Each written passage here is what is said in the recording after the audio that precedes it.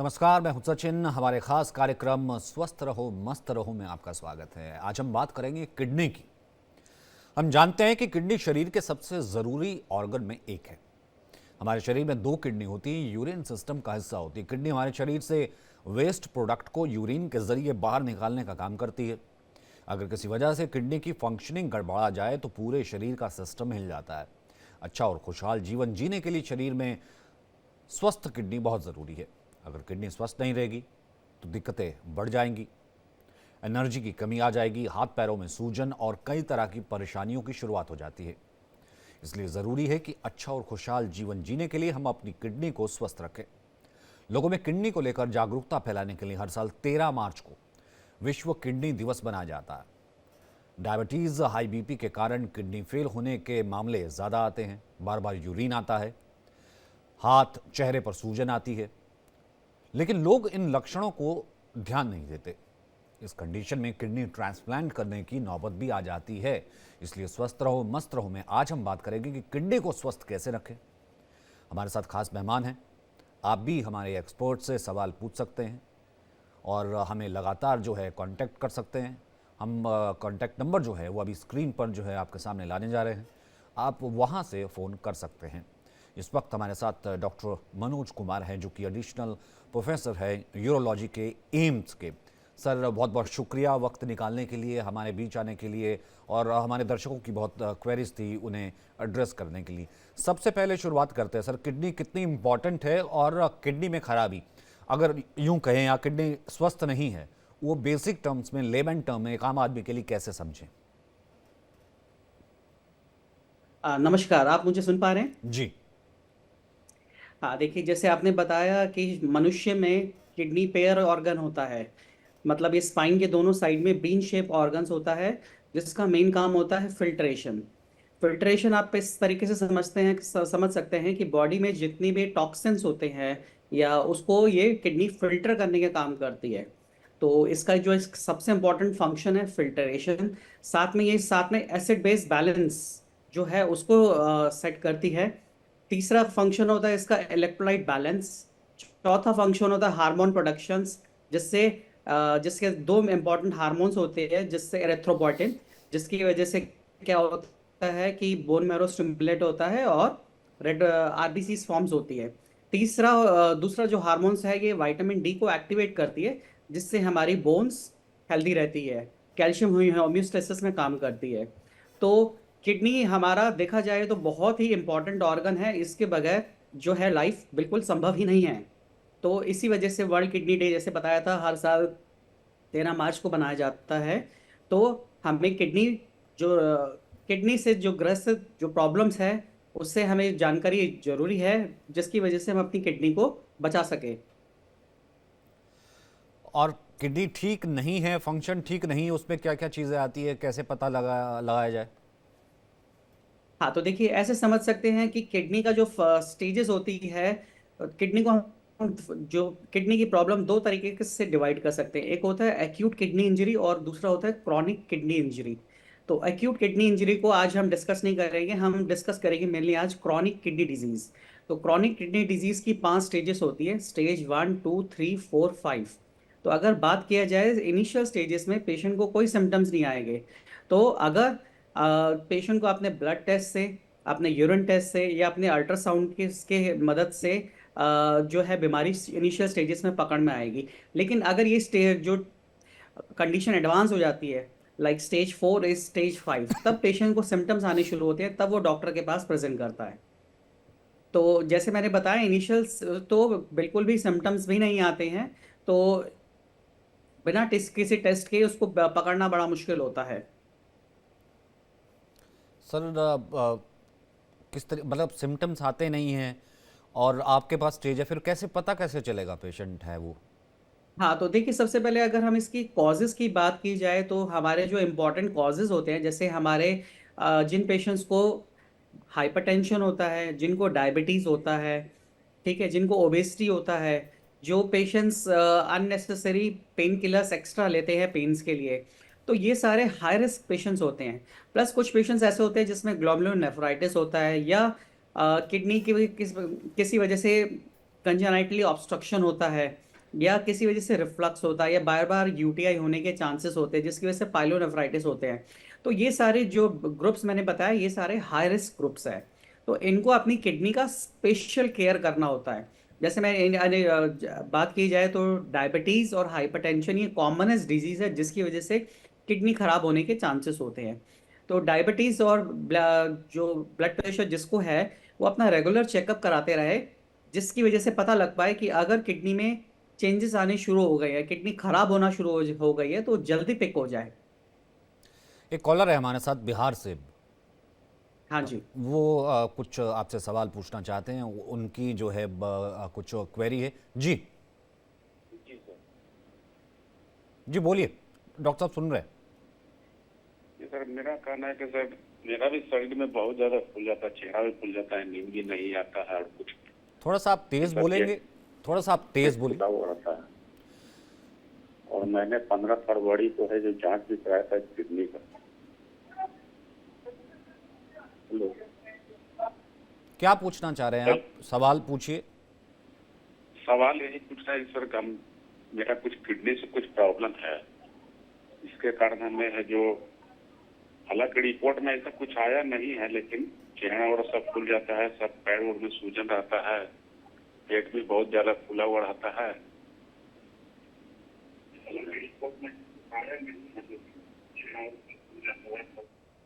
ठीक है डॉक्टर साहब, अगर आपने सुना हो तो। मैं उनका बस एक ही सिम्टम समझ पाया, पैरों में सूजन आती है। अगर आप अच्छे से सुन पाए तो एक बार रिपीट कर सकते हैं उनके सिम्टम्स।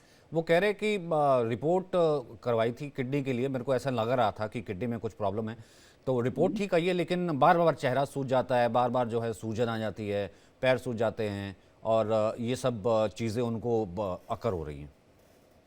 देखिए, हाँ, पैरों में सूजन आने का एक कारण किडनी होता है, लेकिन जैसे उन्होंने बताया अगर टेस्टों में ब्लड टेस्ट में जो क्रेटिनिन है वो नॉर्मल आ रहा है तो इसका मतलब जो पैरों में सूजन आने का रीज़न किडनी नहीं है। लेकिन फिर दूसरे रीजंस भी हो सकते हैं, जैसे हार्ट भी रीज़न हो सकता है। हार्ट फेलियर में भी पैरों में सूजन आ सकती है। लिवर फेलियर में भी, जिसमें एल्बुमिन कम होता है, उसकी वजह से भी पैरों में सूजन आ सकती है। तो पैरों में सूजन आने का रीज़न किडनी, हार्ट, लिवर, इन तीनों में से रूल आउट करना होता है। अगर जैसे उन्होंने कहा कि किडनी रूल आउट हो गई है तो बाकी दूसरे ऑर्गन्स को रूल आउट करना जरूरी है। ठीक है, आर शर्मा है गुड़गांव से, वो आपसे कुछ पूछना चाहते हैं। जी शर्मा जी। हाँ जी, मेरा सवाल ये, किडनी में सिस्ट क्या होती है, क्या ये हार्मफुल होती हैं? सुना आपने डॉक्टर साहब, किडनी में सिस्ट क्या होती है, ये हार्मफुल होती है? हाँ, देखिए, किडनी में जो सिस्ट होती है दो टाइप की होती है। एक होती है सिंपल सिस्ट और एक होती है कॉम्प्लेक्स सिस्ट। तो सिस्ट को भी हम वेरियस कैटेगरी में अल्ट्रासाउंड की मदद से डिवाइड कर सकते हैं, 1, 2, 2F, 3, 4। तो अगर 1 और 2 वाली सिस्ट है अल्ट्रासाउंड में, इसका मतलब वो सिंपल सिस्ट है, पानी मतलब किडनी में पानी की छोटी सी गांठ है। तो उसको हम एज सच छोड़ सकते हैं, क्योंकि वो बहुत बार एज रिलेटेड चेंजेस की वजह से वो किडनी में अल्ट्रासाउंड में पिक हो जाती है, तो वो हार्मफुल नहीं होती। बट अगर वही सिस्ट, अगर वो कॉम्प्लेक्स सिस्ट है, जैसे 3 है या 4 है, तो उसमें कैंसर चेंजेस होने के चांसेस होते हैं। तो अगर वो सिस्ट छोटी होती है तो हम उसी सिस्ट को निकालते हैं, बाकी किडनी को सेव कर लेते हैं। ठीक तो है। एक सिस्ट जो होती है, और दूसरी दूसरी प्रॉब्लम ये भी होती है जो फैमिली में रन करती है, उसको बोलते हैं autosomal dominant polycystic kidney disease. उसमें क्या होता है, ये प्रॉब्लम फैमिली में रन करती है, तो किडनी ना रिप्लेस हो जाती है सिस्ट की वजह से। तो उसमें क्या होता है, नॉर्मल किडनी में जो पेरेन्काइमा होता है, जो नेफ्रॉन्स होते हैं, उसको रिप्लेस हो जाते हैं सिस्ट से। तो जिसकी वजह से किडनी धीरे धीरे फेल होना शुरू हो जाती है जैसे जैसे पेशेंट की एज प्रोग्रेस करती है। तो ये दो टाइप के सिस्ट के जो प्रॉब्लम होती है किडनी में होती है। अच्छा, अगले कॉलर हैं हमारे साथ, तो मैं उनको लेता हूँ, उनका नाम ले देता हूँ ताकि वो लाइन पे बने रहे। राम अवतार हैं हरियाणा से, लेकिन उससे पहले एक सवाल का आप जवाब दे दीजिए डॉक्टर साहब। वो ये कि किडनी का ख्याल कैसे रखें, स्वस्थ आदमी किडनी का ख्याल कैसे रखे, और कुछ सिम्टम अगर उसे लग रहे हैं कि किडनी से रिलेटेड हैं तो वो क्या होते हैं? हाँ, तो जैसे बताया कि अगर सिम्टम्स की बात की जाए तो क्या होता है, इनिशियली क्रॉनिक किडनी डिजीज के जो सिम्टम्स होती है, उसमें क्या होता है, भूख नहीं लगती, जी मचलाता है, और पैरों में क्रैम्प्स आते हैं, और ये सारे मतलब यूरिमिक सिम्टम्स होते हैं। तो जिसकी वजह से हम सस्पेक्ट कर सकते हैं पेशेंट को, अगर एडवांस स्टेजेस में आ जाते हैं जिसमें पोटेशियम इम्बैलेंस की वजह से उसमें हार्ट की रिदम भी डिस्टर्ब हो जाती है। तो कभी कभी क्या होता है, यूरीमिया की वजह से शरीर में खुजली भी होती है। तो ये सारे सिम्टम्स, बहुत सारे स्पेसिफिक सिम्टम्स नहीं होते, बहुत सारे नॉन स्पेसिफिक सिम्टम्स भी होते हैं। तो जब भी कभी इस तरीके से सिम्टम्स आए जो मैंने जैसे कि बताए, थोड़ा सा चलने में सांस फूल सकती है, तो ये सिम्टम्स होते हैं। और इसकी प्रिवेंशन की बात की जाए तो जैसे मैंने बताया, डायबिटीज और हाइपरटेंशन में कॉमनेस्ट होती है। तो आपने शुगर के पेशेंट को अपने शुगर का बहुत अच्छे से ध्यान रखना चाहिए, वो कंट्रोल में रखना चाहिए। ब्लड प्रेशर के मरीज को नमक कम खाना चाहिए, अपना बीपी की दवाइयाँ रेगुलरली लेना चाहिए, बीपी कंट्रोल में रखना चाहिए। जिस पेशेंट का वजन ज़्यादा है उसको वजन कम करना चाहिए, नियमित रूप से एक्सरसाइज करनी चाहिए। ठीक है तो ये सब। जी। राम अवतार जी, अपना पूछिए, क्या प्रश्न है? नमस्कार जी। 2020 में अल्ट्रासाउंड कराया था तो 2 mm के किडनी सिस्ट थे, सिंपल सिस्ट बताए थे। अब वो सिस्ट 17 mm का हो गया है। तो वो दिक्कत तो कोई महसूस नहीं हो रही, यूरिन भी साफ आ रहा है, पैरों में कोई सोजन भी नहीं है, भूख भी ठीक लग रही है। उम्र मेरी 62 साल है। जैसे उन्होंने बताया, किडनी में अल्ट्रासाउंड में सिस्ट है जो अब 17 mm का हो गया, जैसे कि मैं सुन पाया हूँ। जी जी। हाँ, तो अगर जैसे मैंने बताया अल्ट्रासाउंड में अगर वो 17 mm का सिस्ट भी है, अगर उन्होंने उसको सिंपल सिस्ट लेबल किया हुआ है तो कोई घबराने की बात नहीं है। आप 6 महीने में या 1 साल में एक अल्ट्रासाउंड रिपीट करके देख सकते हैं कि वो किस रेट से सिस्ट ग्रो कर रही है। तो अगर वो सिस्ट सिंपल सिस्ट है और नॉर्मल ग्रो नहीं कर रही तो कोई ऐसे घबराने की बात नहीं है। अगले कॉलर हैं गोविंद, गंगानगर से। गोविंद, पूछिए। गोविंद, हेलो। हाँ बोलिए। अपने टीवी का वॉल्यूम धीरे कीजिए और अपना सवाल पूछिए। किडनी में पथरी है 16 mm की, वो बगैर ऑपरेशन से निकल सकती है क्या जी? वैसे दुखी कुछ भी नहीं है, पेशाब नॉर्मल आ रहा है जी। दोबारा पूछिए, थोड़ी तेज आवाज में। मेरी किडनी में पथरी है जी 16 mm की, वो बगैर ऑपरेशन से निकल सकती है या कोई और इलाज है? कोई प्रॉब्लम नहीं है, कुछ भी नहीं है जी डॉक्टर साहब। जैसा कि मैं सुन पाया, उन्होंने कहा है कि 2 mm की किडनी में पथरी है। 16 mm की। 16 mm बताया है। हम्म। तो 16 mm की पथरी अपने आप किडनी से निकलना नॉर्मली मुश्किल होता है। तो होता क्या है किडनी में, क्या जब स्टोन बढ़ जाता है तो अपने आप नहीं निकलता। तो नॉर्मल 6 mm से 6 या 7 mm से छोटी स्टोन तो अपने आप पास होने के चांसेस होते हैं। लेकिन उससे अगर स्टोन बढ़ जाता है तो उसको हमें या तो शॉक वेव लिथोट्रिप्सी से या लेजर की मदद से स्टोन को छोटा करना पड़ता है, तभी वो निकल पाती है। अपने आप उसकी 16 mm के स्टोन के निकलने के चांसेस लगभग नामुमकिन है। और सर, क्या कहते हैं, अगले कॉलर हम लेंगे, लेकिन उससे पहले स्वस्थ किडनी है, जैसा मैंने कहा, कि ख्याल कैसे रखें फिर? क्या खाएं, क्या ना खाएं, क्या ज़्यादा, क्या कम, क्या चीज़ देखिए, हार्मफुल है, क्या चीज़ नहीं हार्मफुल है? हाँ, स्वस्थ किडनी के लिए अपना ब्लड प्रेशर कंट्रोल रखें, अपना शुगर कंट्रोल रखें। अगर आप स्मोकर हैं या अल्कोहल लेते हैं उन सब से दूर रहें। नियमित व्यायाम व्यायाम करें, बैलेंस डाइट लें, वजन को कंट्रोल रखें। तो ये सब जो प्रिवेंटिव मेजर्स है जिसकी वजह से हम अपनी किडनी को स्वस्थ रख सकते हैं और रेगुलर चेकअप में रहे।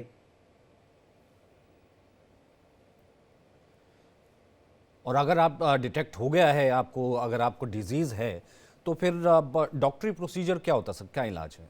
हाँ, देखिए, जैसे मैंने बताया था, हम जैसे क्रॉनिक किडनी डिजीज की बात करें तो स्टेज 1, 2, 3, 4, 5। तो 1 to 4 में जो भी है सारा मेडिसिन से ट्रीटमेंट होता है। लेकिन अगर वही स्टेज 5 पहुंच जाती है, स्टेज 5 का मतलब है किडनी में इरिवर्सिबल डैमेज हो गया, पेशेंट ने अपना ध्यान नहीं रखा या जिस भी वजह से है पेशेंट हमारे पास डॉक्टर के पास लेट पहुंचा, और अब इस कंडीशन हो गई कि किडनी अब बिल्कुल ना के बराबर काम कर रही है। किडनी का जो फिल्टरेशन प्रोसेस है, जो बाकी जो भी मैंने फंक्शन शुरू में समझाया है, वो कुछ भी काम नहीं कर रहे।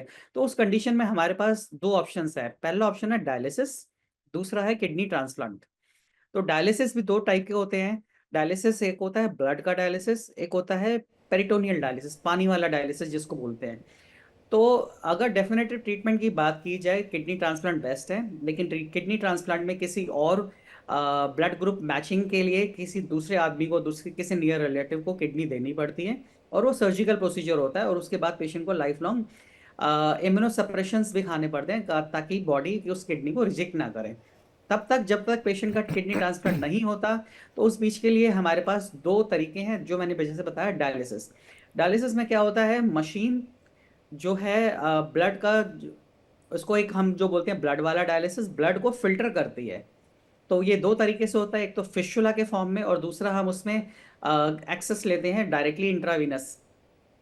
तो उसमें क्या होता है कि ब्लड पूरा फिल्टर होकर मशीन के थ्रू, फिल्टर्स के थ्रू होते हुए दोबारा से जो ब्लड है वापस से ब्लड बॉडी में डाला जाता है। तो इस प्रोसेस को हमें हफ्ते में 3 बार कराना पड़ता है, और ये 3 से 4 घंटे का प्रोसेस होता है, और इसमें खर्चा भी आता है। हर जगह ये अवेलेबल नहीं भी होता।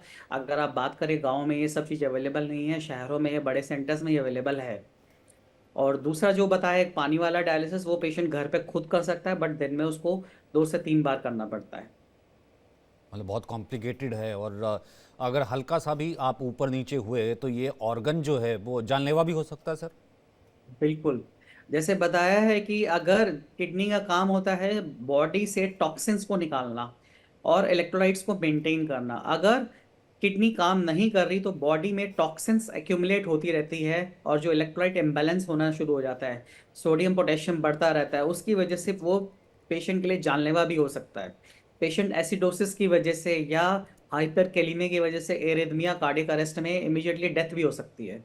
ठीक है, हमारे साथ भीमराज है सर, काफ़ी देर से होल्ड किया हुआ है, राजस्थान से है। आप कहाँ से बोल रहे हैं? राजस्थान से। भीमराज जी, सवाल पूछिए। सर मैं अगले जिला झालावाड़ से बोल रहा हूँ। हाँ, आप सवाल पूछिए। सर 5-6 महीने से पेट साफ नहीं रहता है, फ्रेश नहीं हो पाता हूँ ढंग से। तो क्या आपको क्या लगता है, किडनी के कारण? इनमें पेट साफ नहीं है, फ्रेश नहीं हो पाता हूँ मैं। और हम यहाँ किडनी को लेकर के जो है वो कर रहे हैं। आपका जो प्रश्न है मेरे ख्याल से वो अलग है। देशमुख हैं, वो चंडीगढ़ से हैं। आप सवाल पूछिए सर।